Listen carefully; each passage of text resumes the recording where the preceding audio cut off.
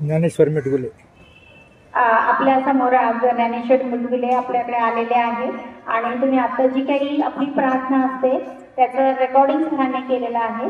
तुम्हाला थोडंसं शिक्षणाबद्दल ते माहिती सांगतील, ते तुम्ही शांतपणे ऐकायचे आहे.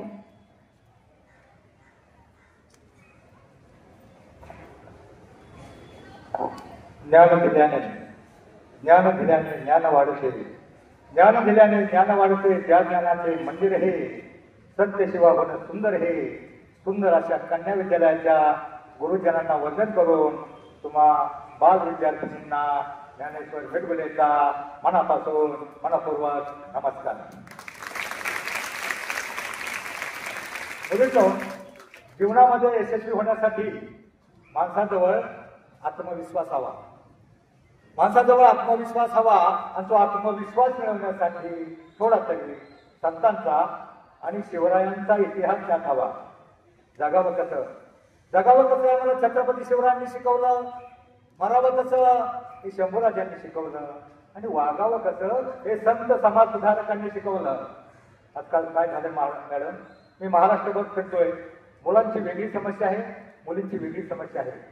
10 ते 12% मुलांची लग्न होत नाही की कोणती आता टंगळ मंगळ करतात, आणि मुलींच्या बाबतीत काय होतं, अतिघाई संकटात. मी कन्या शाळा नागपूर भंडारा कन्या शाळेमध्ये मला प्राचार्यांनी स्पेशल सांगितलं, लहान पिढी आहे, मुलींचं वय आलेलं असतं, परिणामाची कल्पना नसते, गांभीर्य नसतं. तुम्ही रामायण पाहिजे, रामायणामध्ये एक पात्र होतं बघा, सीता, बरोबर. सीता सकाळच्या वेळी स्नान संध्या करून केस मोकळे सोडून सकाळच्या वेळी झोपडीच्या बाहेर बसले असताना तिने एक हरण पाहिलं, आणि हरण पाहिल्यावर तिच्या मनामध्ये मोह उत्पन्न झाला, आणि ती रामाला म्हणजे, प्रभू मला हरणाच्या कातड्याची चोळी हवी. आता मला सांगा मुलींनो, त्या सीतेला वनवासामध्ये त्या हरणाच्या कातड्याच्या चोळीची गरज होती का? पण तिच्या मनामध्ये मोह उत्पन्न झाला. रामाला वाटलं, अरे एवढं राजवैभव त्यागून आपल्या बरोबर ही जंगलात आली, अरण्यात आली, तिची एवढी इच्छा का पूर्ण करणे. रामानं धनुष्यबाण उचलला, 90च्या स्पीडनं राम हरणाच्या पाठीमागं पळाला. आता ते हरण माया होतं.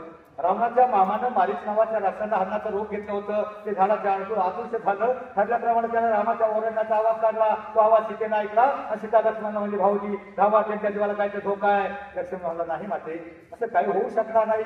परंतु सीतेचा विश्वास बसला नाही. ती म्हणली, भाऊजी म्हणजे तुम्हाला असं वाटतं का त्यांचं तिकडं काहीतरी बरं वाईट व्हावं आणि मी तुमच्या बस. लक्ष्मण म्हणला, बस माते जातो. त्यालाही धनुष्यबाण उचलला, तोही जायला निघाला. परंतु जाता जाता त्याच्या लक्षात आलं, सीतेच्या संरक्षणाची जबाबदारी त्याच्यावर होती. जाता जाता त्यानं त्या तुटीच्या बाहेर एक गोल रेषा आखली, एक गोल रेषा आखली, आणि सीताबाईला सांगितलं ही ओलांडायची नाही. मुलींनो, त्या रेषेचं नाव काय? मला ऐकू येत नाही माझ्या लक्षात. काय? बरोबर, लक्ष्मण रेषा. जी प्रत्येक मुलीच्या जीवनात असते, जी प्रत्येक मुलीच्या जीवनात असते, आणि ती ओलांडायची नसते. रामायणापासून एवढं शिकलं तरी फार झालं. प्रत्येक मुलीच्या जीवनात असते, ओलांडायचे नसते. तुम्ही पेपरला बातमी वाचता, लहान लहान मुलीला चॉकलेटची आमिष दाखवली जातात, मोठ्या मुलींना गिफ्ट दिली जाते, त्याच्या मोठ्या मुलीला मोबाईलची आमिष दाखवली जातात, त्याच्या मोठ्या मुलींना लग्नाची आमिष दाखवली जातात. ती 45 वर्ष पत्रकारिता करतो. आपल्या देशामध्ये एका वर्षाला कमीत कमी 65,000 मुली ऑन रेकॉर्ड बिगर नेटवर्कची हे पळवल्या जातात. त्याचा भरोसा नाही. आता तुम्ही लहान आहात, उद्या कॉलेजला जाल, भूलभुलैयाचं जग आहे, सगळीकडे अन्याय अत्याचार पसरलाय. आग लगी संसार में, आग लगी संसार में, झरझर के अंगार, अगर संत ना होते दुनिया में तो जल जाता संसार. फक्त संतांचे विचार तुम्हाला चालू शकतात. त्याच्यामधून तुम्ही बघा, वारी टीव्हीमध्ये वारीचा सोहळा पाहिला, किती लाख लोक असतात. मग तुम्ही अशी एखादी बातमी वाचली का? 22 दिवस आम्ही वारकरी चालत असतो. एखादी बातमी तुम्ही वाचली का? एखाद्या महिलेचा एखाद्या वारकऱ्यानं विनयभंग केलाय बातमीवर. पण रोज पेपरला बातम्या असतात, लहान लहान मुलींना फसवलं जातं, त्यांना बरबाद केलं जातं. मग 25 लाख लोक असतात आमच्या देशाचा सोहळा पाहण्यासाठी. बाहेरच्या देशातल्या फॉरेन मधल्या त्या हाफ शर्ट हाफ पॅन्ट बघायला येतात. पंढरपूरला, वाखरीपासून पंढरपूर पर्यंत अगदी लाईन लागलेली असते. एखाद्या बाजूला ज्ञानोबाची पालखी, एखाद्या बाजूला तुकोबराची पालखी, आणि आमच्या म्हाताऱ्या बाया त्या डिव्हायडर उभे असतात. तिकडे कोणी माऊली माऊली म्हणतात, इकडे ज्ञानोबा तुकारामचा गमन बचत चालू असतो, कुणी फुगड्या खेळत असतं, कुणी भजन म्हणत असतं, कुणी मनोरे तयार करतं. इतका आनंद घेतात. त्यांचा तो आनंद पाहून त्या फॉरेनर लेडीजला प्रश्न पडतो, अरे ही मळक्या कपड्यातले लोक, यांना कसला एवढा आनंद? हाऊ हॅपी, एवढा हॅपीनेस त्यांना कशातून मिळतो? त्यांना नवल वाटतं. आमच्या म्हाताऱ्या बाया बघत असतात, ज्ञानोबा माऊलीचा गजर बघत असतात, फुगड्या बघत असतात आणि त्याच्या मागून डोकावूनची बुटकी हाफ चड्डी हाफ पॅन्टवाली बाई आपल्या याला म्हणते, आपल्या दोस्ताला म्हणते, हो वंडरफुल, हो वंडरफुल. आमची ती गावची म्हातारी म्हणते, भावाने हे वंडरफोर नाही पंढरपूर आहे. आमच्या देशाचा सोहळा बाहेरच्या लोकांना त्याचं कौतुक वाटतं. का वाटतं? आमची भारतीय संस्कृती सगळ्या देशामध्ये पवित्र अशी भारतीय संस्कृती. बाहेरच्या देशात आमच्या स्वामी विवेकानंदांना सांगण्यासारखं काय होतं? त्यांच्या देशातल्या लोकांनी बऱ्याच पड्या मारल्या, वाफेचे इंजिन, अनेक शोध लागले. आमच्याकडे सांगण्यासाठी एवढंच होतं, फक्त आमची पवित्र भारतीय संस्कृती. त्यांनी त्यांच्या देशातल्या लोकांचा अभ्यास केला होता आणि ते बोलताना म्हणाले, तुमच्या देशात त्यांच्या देशात काय केलं जातं? 10-12 वर्षाचं पोरग झालं का बोर्डिंगला टाकलं जातं. परत ते कुठं काय तपास केला जात नाही. त्यांच्या देशातल्या आजोबांना माहीत नसतं त्यांची नातवंड कोण किती कुठं आहे. पण आमच्या देशात नातवाच्या अंगावर वर खडलं तर आधी तर काळी चिरतं, नाती बाईच्या पायाला ठेचाळलं, आजोबाच्या खाली खच्च होतं. इतकी हृदय आमची भारतीय संस्कृती आहे. आणि ही संस्कृती त्यांनी तिथं सांगितली. My dear brothers and sister, बंधुभावाची फक्त संत संतांनी आणि छत्रपती शिवरायांचे 2च विचार. मला वेळ कमी दिलेला आहे, तुम्हाला एक 5 मिनिटात उदाहरण सांगू. कल्याणच्या सुभेदाराची सून माहिती आहे तुम्हाला? धडा वाचलाय तुम्ही. कल्याणच्या सुभेदाराची लूट केली. कल्याणच्या सुभेदारास आबाजी सोनदेवला शिवरायापुढे हात केलं, मला राज तुमच्यासाठी तो खजिना आणि हा मोठा नजराणा आणलाय. आबाजीला वाटलं, अरे राजा शाबाशी देतील, इनाम देतील, पण राजे भडकले. आबाजी, तुमचं डोकं ठिकाणावर आहे का? तुमचं डोकं ठिकाणावर मी जर त्या मोगलाप्रमाणे दुसऱ्यांच्या लेखे बाळच्या इज्जतीवर उठलो, त्यांच्यात आणि आपल्यात फरक काय उरला? जा आपली डोळी बांगडी करून बहीण म्हणून परत करा आणि मग 20-25 सैनिक घेऊन कल्याण पासून 4 किलोमीटरची रावटी होती शिवरायांची. त्या रावटीपासून कल्याणच्या सुभेदाराच्या घरीच्या सुनेला पोचवायला निघाल्याच्या नंतर 25-30 सैनिक आणि तो पालखीमध्ये जात असताना त्या कल्याणच्या सुभेदाराला मातम मारला होता, खजिना तर गेला होता, पराजय झाला होता. त्याच्यापेक्षाही जास्त दुःख झालं होतं. त्याची सद्गुणी सुंदर अशी सून त्यांनी पळवून नेली. ती सून पळवून गेली, याचं दुःख होतं, मातम मारला होता. त्यांनी पाहिलं समोर पालखी येते, 25-30 मावळे आणि पालखी येते.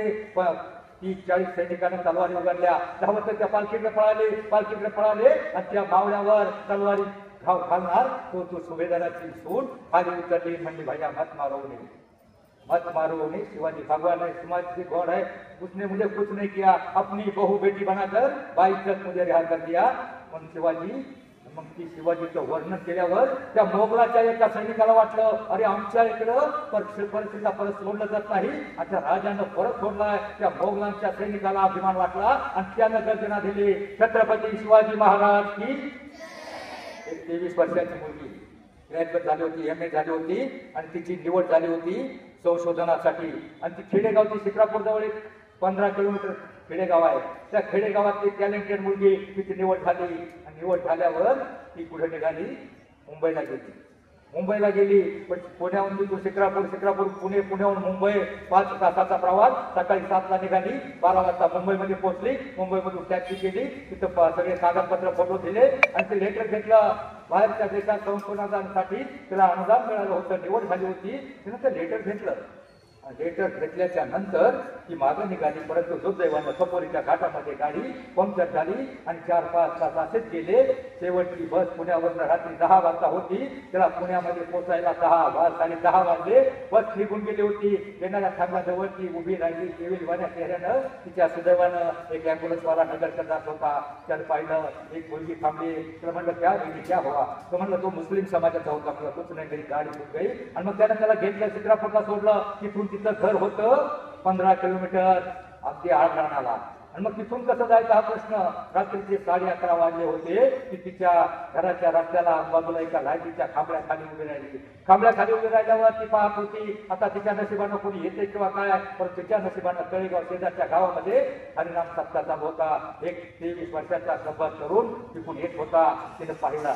तिनं पाहिलं, त्या तरुणाच्या चेहऱ्याकडे नाही पाहिलं, पण त्या लाईटीच्या खांबळ्याखाली उभी असताना तिनं पाहिलं, की गाडी पाहिली, नीटपणे पाहिली आणि त्या तरुणानं ही गाडी थांबवली. आणि मग ती म्हटली, मला 15 किलोमीटर गाव आहे तर जायचंय. मागं बसली. तिच्या घरचे तोपर्यंत 4-6 वेळा शिक्रापूरला येऊन, त्यावेळेला मोबाईल नव्हता.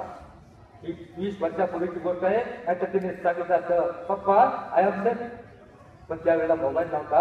त्याच्या आधार प्रश्न आहे. 4-6 वेळा तिच्या घरचे चित्रापूरला येऊन गेले होते, 15 किलोमीटर. सगळे दुःखात होते. आमची हुशार टॅलेंटेड मुलगी नेमकं काय झालं इथं सगळी वाट पाहत होते. कोणी झोपलं नव्हतं, जेवलं नव्हतं. आणि त्याच वेळेला बरोबर 12 वाजता त्या तरुणानं एकांतामध्ये 15 किलोमीटरचा रस्ता क्रॉस करून त्या तरुणीच्या घरासमोरच्या सडकेला गाडी थांबली. जशी गाडी थांबली तसे त्या घरातले 15-20 लोक पळाले आणि त्यानं त्या तरुणाचं पहिला गाडीवाला गब्बर करून त्याच्या बरोबर आमची मुलगी म्हणजे नेमकं काय झालं संशयानं पाहत असताना त्या तरुणाला प्रश्न पडला. पण सांगितलं, तुम्हाला असं वाटतं ना रातच्या 12 वाजता तुमची मुलगी माझ्या बरोबर आली. पण त्यानं तिलाच त्या मुलीलाच प्रश्न विचारला, रात्रीच्या 12 वाजता 15 किलोमीटर पुढे रस्ता नाही, घर नाही, माणूस नाही, तू माझ्या गाडीवर बसली, तुला माझी भीती नाही वाटली का? माझी भीती नाही वाटली का? ती मुलगी म्हटली नाही वाटली. तो म्हटला का नाही वाटली? मला सांगा मुलींनो, रात्रीच्या 11:15 वाजता एखाद्या तरुणाच्या गाडीवर एकांतामध्ये 15 किलोमीटर बसावं का? ती पोरगी हुशार होती, टॅलेंटेड होती, तिची निवड झाली होती. म्हणजे ती म्हणली मला नाही भीती वाटली. तो म्हणला का नाही वाटली? तो म्हटला, तुझी गाडी येत असताना मी नेमकून पाहत होते, तुझा चेहरा मी पाहिलाही नाही, पण तुझ्या गाडीच्या बॉनेटवर एका राजाचं चित्र होतं. एका राजाचं चित्र होतं. असे चित्र पाहिलं आणि बिनधास्त तुझ्या गाडीवर बसले. त्याच्या गाडीवर छत्रपती शिवरायांचा चित्र आहे. तो माझं कधीच काही वाईट करू शकणार नाही असा विश्वास मला इतिहासानं केला. म्हणून मुलींनो, छत्रपती शिवरायांचा जे बेकार होतो. मला वाटतं वेळ थोडा दिलेला आहे. मी रेग्युलर 3 तास बोलतो, तर अजून काय बोलू का? बरोबर. आता तुमचं खाली बसलेलं आहे. मुलींना आयुष्यामध्ये एवढंच शिकायचं, लक्ष्मण रेषा ओलांडायची नाही. आणि तुम्हाला मोठं व्हायचं का सगळ्यांना? माणूस जीवनामध्ये 2च प्रकारे मोठा होऊ शकतो. एक शिकून, दुसरं सवरून. शिकून म्हणजे शिक्षण आणि सवरून म्हणजे सकारात्मक अर्थाचे जेवढे शब्द, सत्य, सदाचार, संयम, सुविचार, संतांचे विचार एक मिनिटाचं काम करायचं का? 1 मिनिटाचं. तुम्हाला मोठं व्हायचं असेल तर 50% तुम्ही मुद्दे व्हाल. 1 मिनिटाचं काम आहे. मला सांगा, घरून निघताना तुमच्यातले किती जण आई वडिलांच्या पाया पडतात? किती जण पडतात? 5%. हात खाली करा. तुम्हाला खरोखर मोठं व्हायचंय ना, तुम्ही खरोखर मोठं व्हायचं असेल, देऊळ लांब असेल तर नका पाया पडो. पण घरी निघताना तुम्हाला खरोखर मोठं व्हायचं असेल तर तुम्ही आई किंवा वडील जे घरी असतात ना, तुम्हाला जे डब्बा बनवून देतात त्या आई वडिलांच्या पाया पडून बघा पाया पडून. 8 दिवस तुम्ही जर रेग्युलर पाया पडला ना, तुमची आई वडील म्हणते, अरे आमची शहाणी, आमची मोनी किती शहाणी झाली, आमची मोनी किती शहाणी झाली, किती पोरगे हुशार झाले. आणि मग तुमचे आई वडील तुमच्यासाठी, तुम्हाला शिकवण्यासाठी कामाच्या धारा गाळतील, रक्ताचं पाणी करतील, हाडाची काळ करतील, काबाड कष्ट करतील, पण तुम्हाला शिकवण्यासाठी पैसा उपलब्ध करतील. मग मला सांगा, अर्धा 1 मिनिटाचं काम आहे, जास्त काम लागेल. किती पायाला वाटायला किती टाइम लागतो बाई? बाई किती टाइम लागतो? काय झालं, एका शाळेमध्ये मी अख्खं रामायण सांगितलं. रामनवमीचा दिवस होता, रामाचा जन्म, सीता स्वयंवर, लंका दहन, रावणाचा वध, सगळं सांगितलं. आणि एका मुलाचं लक्ष नव्हतं, मुलीचं. त्या मुलीला विचारलं, ए बाई, बाबू 4 नंबर, रावणाला कोणी मारलं? ती म्हणली, मी नाही मारलं. तुमचं लक्ष काय सध्या? तुमचं लक्ष काय सध्या? तुम्हाला मोठं व्हायचं, तुम्ही पाया पडणार का सगळे? कोण पाया पडणार? हात बसा.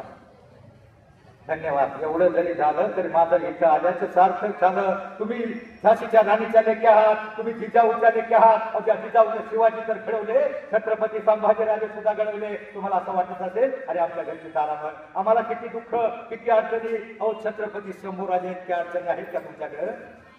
त्या अडचणी असल्यामुळे जिजामातेने त्यांना वेळ दिला नाही. 14 भाषा त्यांना शिकवल्या, दानपट्टा, तलवारबाजी, सगळं. 9व्या वर्षी औरंगजेबाने ज्यावेळेला आग्र्याला नेलं, त्यावेळेला त्याला 9000 मनसबदारी दिली. आणि त्या मनसबदारीमध्ये त्यांनी एका बुद्धिबळाच्या खेळामध्ये दिलेर खानाला हरवल्यावर औरंगजेबाने त्याला एक हत्ती बक्षीस दिला. हत्ती बक्षीस दिल्यावर तो दिलेर खान त्यांची चेष्टा करण्याच्या उद्देशाने म्हणाला, शंभूराजे आपने हत्ती तो ले लिया, हत्ती तो आपको इनाम में मिल गया, लेकिन मुझे ये बताओ, आप ये हत्ती महाराष्ट्र में आपका कैसा लेके जाओगे? त्यावेळेला शंभूराजे म्हटले, हत्ती तर मी कसाही घेऊनच जाईल. हत्ती तो मैं लेके जाऊंगा, कैसा भी लेके जाऊंगा, भैंस के लेके जाऊंगा, भगा के लेके जाऊंगा, कैसा ही लेके जाऊंगा, लेकिन दिलेर खान साहब मुझे ये बचाओ, मैं आपने हमारे 23 किले ले लिए, आपको महाराष्ट्र से ये आगरा दिल्ली कैसे लेके आओगे? असा बुद्धिमान राजा होता. 39 दिवस त्या औरंगजेबानं आमच्या राजाला हाल हाल कर मारलं. चांगली तोडली, डोळे काढले, जीभ तोडली. त्या राजाची प्रत्येक वर्षी जयंती पुण्यतिथी साजरी होते. पण त्या औरंगजेबाचं पुढं महाराष्ट्रात खड्ग सुद्धा नाही. छत्रपती शिवरायांचा जे जयकार का होतो, तर छत्रपती शिवरायांनी शेतकऱ्यांसाठी भाजीच्या देठालाही हात लावू नये फतवा काढला. शेतकऱ्यांना सर्व सुखदायी सोयी दिल्या. लेकी बाळीच्या मुलीच्या लेकी बाळीच्या इज्जतीचं काही होणार नाही याची काळजी घेतली. आणि कल्याणच्या सुभेदाराच्या सुनेला छत्रपतींनी परत मागं पाठवलं. ही वार्ता सगळीकडे कळाली. आणि त्यावेळेला साहेब होते. एखादी घटना घडली का ते राजवाड्यासमोर जाऊन पवाडा लागायचे. त्यांना बक्षीस मिळायचं. 1962 साली मी 8 वर्षाचा होतो. भारत चीनचं युद्ध झालं. युद्ध झाल्यावर आपली पिछे हाट होत होती. पिछे हाट होत असताना आमच्या गावोगावी खेडेगावला सैन्यात भरती करण्यासाठी, जवान भरती करण्यासाठी मिलिटरीवाले यायचे. आमचे सैनिक कमी पडत होते. आणि मग आमच्या जवानांना स्फूर्ती देण्यासाठी त्यावेळेला आमचे शाहीर पोवाडे गायचे. तसे पोवाडे तिथं शिवरायांच्या महालासमोर जाहीर गायला लागले. त्यावेळेचा पोवाडा वेगळा होता. एक चीनची आपली पिछे हात होत असताना आपल्या सैनिकांना प्रोत्साहन देण्यासाठी त्यावेळेचे आमचे शाहीर गायले 2 ओळी ऐकतो. हिमालयाच्या सरहद्दीवर नेफा गाठी गाठवा, मातृभूमीच्या तरुण वीरांनो भारत आपला टिकवा, लालचिनी पिटवा. असं पोवाडी गायचे. भारत चिन्ह भाई भाई जवाबाचा हा पहिला, एक विचारानं वागू दोघे कराराचा हा ठरला. दगाबाज तुम्ही लालचिन्याचे, दगाबाज तुम्ही लालचिन्याचे, जमापुरीला पाठवा मातृभूमीच्या. असे पोवाडे गायचे. तसे पोवाडे शिवरायांच्या वाड्यापुढे शाहीर गायला लागले. आणि मग सुराव मंदिर शूर शिवाजी महाराजांचे बहीण मानून परत्र केली सुभेदाराची सून, असं होणार नाही कुणी. असं झालं. असे पोवाडे गायला लागले. त्यातमध्ये सईबाईंना ऐकलं. आणि ज्यावेळेला शिवराय अंतरा आपल्या घरामध्ये आतमध्ये गेले त्यावेळेला सईबाईनं विचारलं, राजन तुमचे पोवाडे गायले जातात.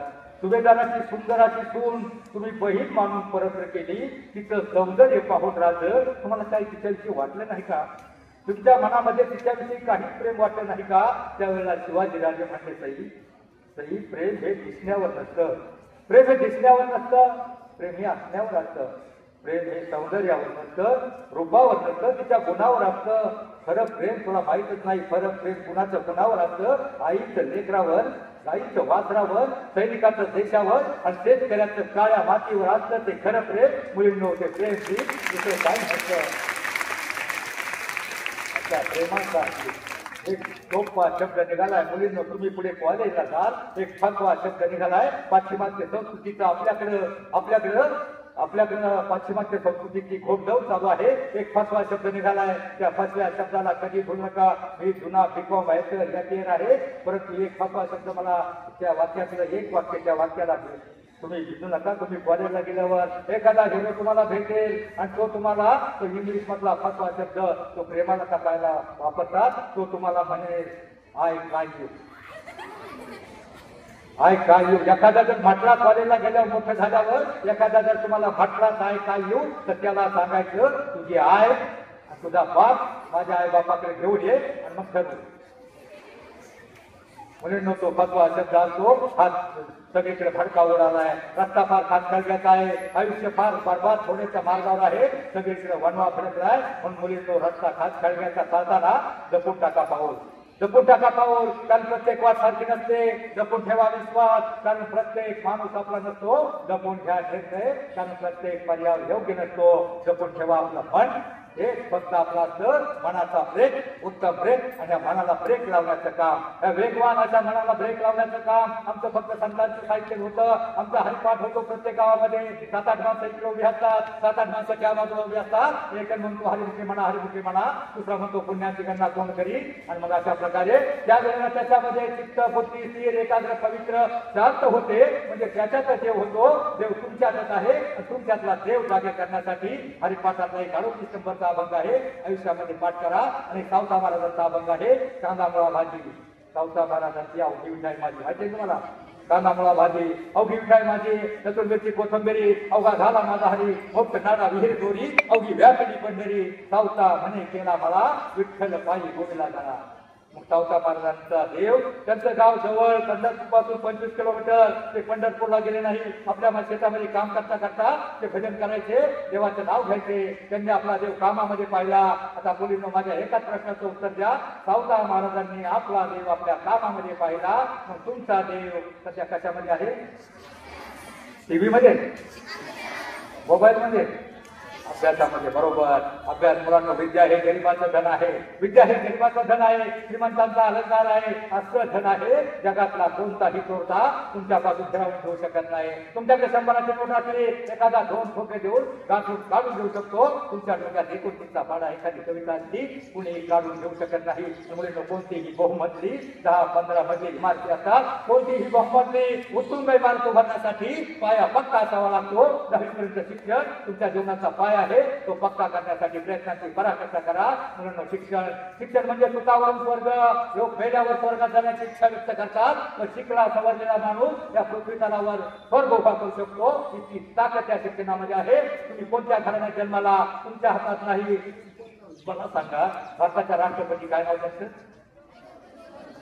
देवानं आपल्याला कोणता रंग दिलाय, कोणत्या घराण्यात जन्म दिलाय याच्यावर काही नसतं. जन्मल्यानंतरचा जो प्रवास आहे, की द्रौपदी मुर्मू वयाच्या 6व्या वर्षी आईवडील खदात वारले गेले, ती अनाथ आश्रमात शिकली. इतकं चॅलेंज पहिल्या वर्षापासून येण्यानंतर 6 डिग्र्या त्यांच्याकडे आहे.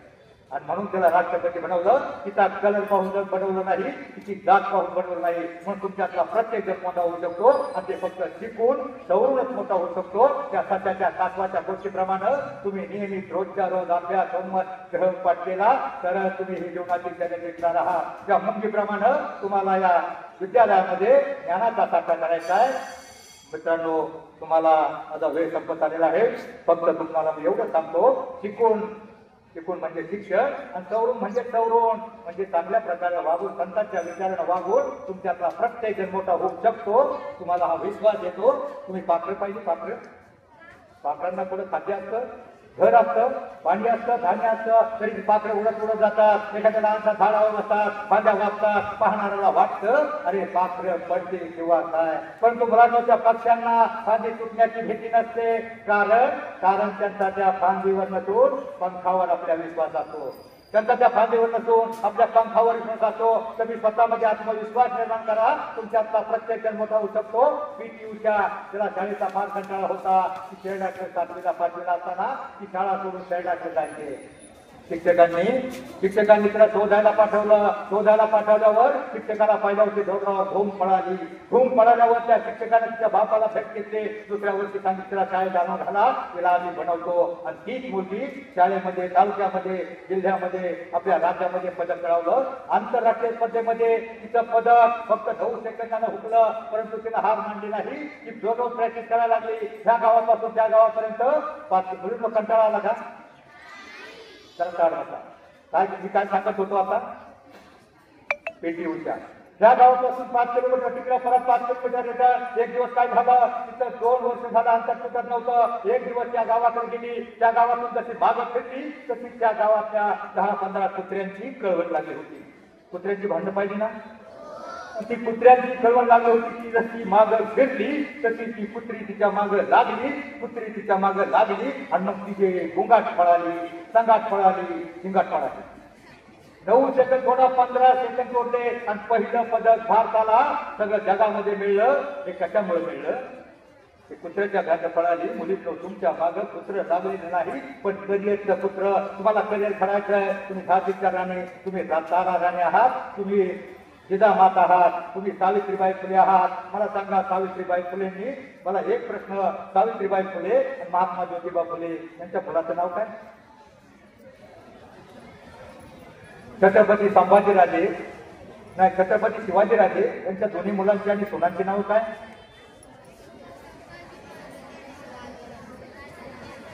बऱ्याच शाळेमध्ये माहीत नसतं. संभाजीराजे, राजारामराजे, येसुबाई आणि ताराराणी आणि आंबेडकरांच्या मुलांचं नाव आहे यशवंत. तुम्हाला यशवंत व्हायचं असेल तर तुम्हाला संत, समाज सुधारक आणि शिवरायांचे विचार एवढे डोक्यात ठेवा. बाकीचे पण मुलांना जर विचारलं ना की सायराट मधलं सगळं सांगतात, पण त्यांना हे माहित नसतं जे गरजेचं आहे ते माहिती. बस माझा वेळ संपत आला आहे. मॅडम माझी एक विनंती आहे तुम्हाला, तुम्ही शिक्षक आहात, तुम्हाला इतकं काम गव्हर्नमेंटने पेपरवर दिलंय, तुम्ही यांना शिकवता मला माहिती आहे, पण आपण घरामध्ये लिटर दूध देतो ना, आपलं लक्ष असतं हे गवळी बरोबर टाकतोय का अर्ध टाकतोय, गवळी बरोबर थोडं टाकत असतो, पण थोडंसं हिंदकळल्याच्या नंतर थोडंसं सांच्यावर तो गवळी एक तिसरं एक्स्ट्रा माप टाकतो आणि ते बरंच अर्ध माप एक्स्ट्रा टाकतो आणि मग आपल्याला समाधान वाटतं. तसं तुम्हाला ह्या पिढीला समाधान द्यायचं असेल तर मॅडम यांच्यावर एक संस्काराचं एक्स्ट्रा माप टाका, छत्रपती सांगा, राजाराम सांगा. एवढीच माझी विनंती. धन्यवाद. जय हिंद, जय महाराष्ट्र.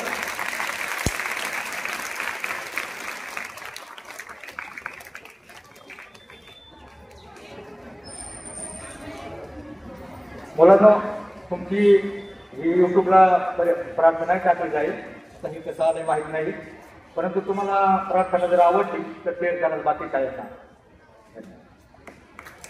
थँक्यू सर, धन्यवाद.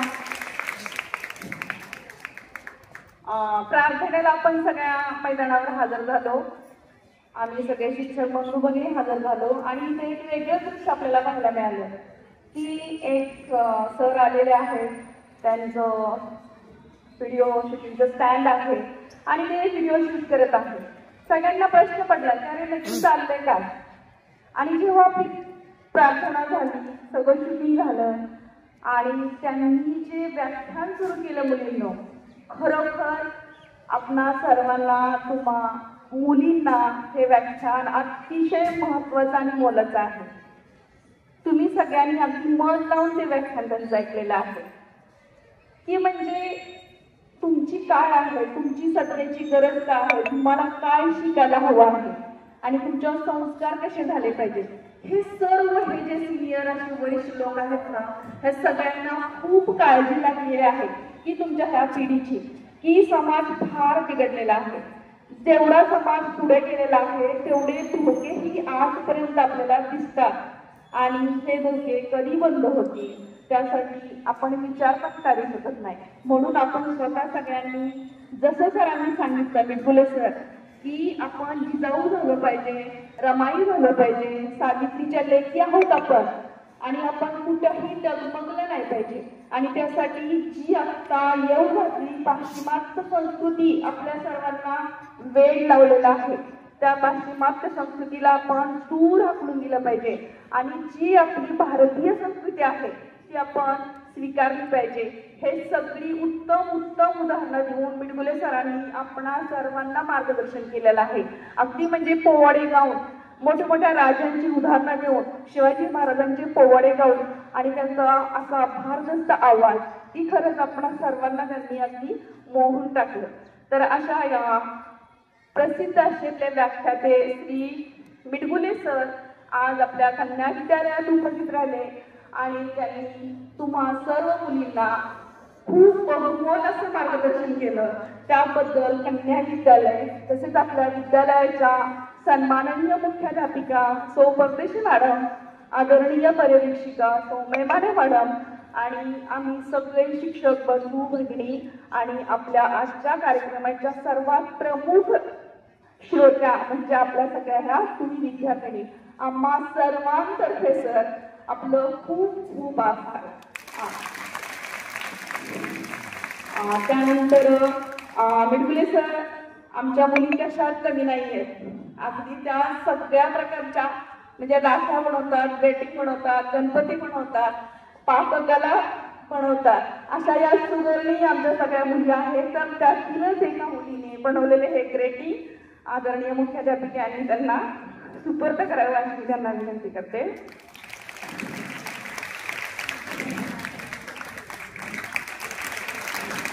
धन्यवाद मॅडम. एक मिनिट. विद्यालयामार्फत आपले सर खूप खूप आभार.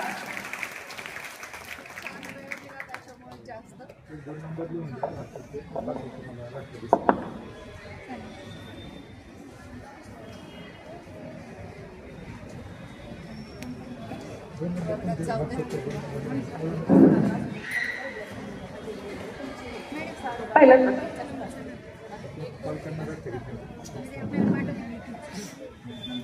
सर्वांनी ओळीत वर्गात जायचं आहे. आणि आता वेळ तर दुसऱ्या तासाची झालेली आहे, परंतु पहिलाच तास होईल. पहिल्या तासाचे वर्ग शिक्षक वर्गात जातील आणि 1, 2, 3 असे ओळीनं 3 तास होतील. ही सगळी म्हणजे सगळ्या विद्यार्थिनींनी हे लक्षात घ्यायचं आहे. ओळी चला.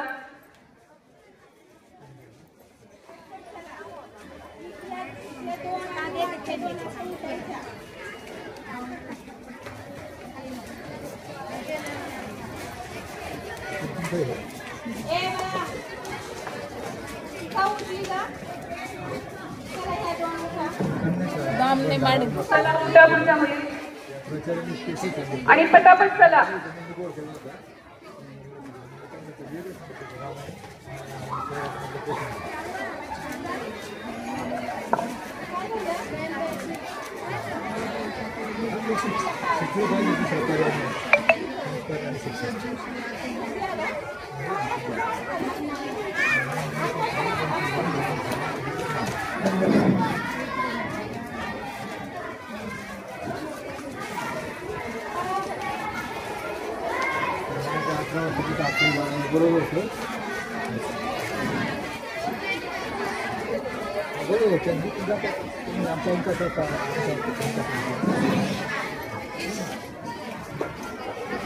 चला मागच्या मुली उठू नका, पुढून सुरू करा लाईन. मागच्या मध्येच उठू नका मुली. चला.